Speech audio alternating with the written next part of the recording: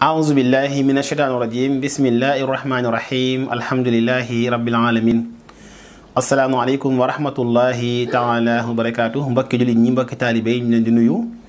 di leen ziyaara bu baax fas yéene dikkaat ak yéen rek ci naafila ak bis bi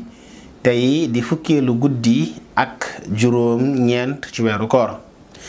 sëriñ bi nee na ku ci julli juróom benn rakka bu ci nekk nga jàng ca fatiha benn yoon teg ca xul huwallahu ahad juróom ñaari yoon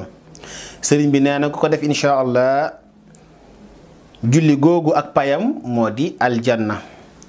te ku ko def des na ko musal ci lépp loo xam ne lu mu ragal la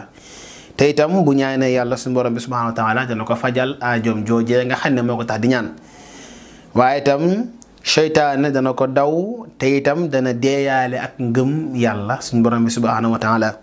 waaye itam ca kuréel bay njëkk a tàbbi aljana bu ëllëgee insha allah ca lay bokk yàlla ñu ko yàlla defal wasalaamu aleykum wa rahmatullahi taala wa barakaatu.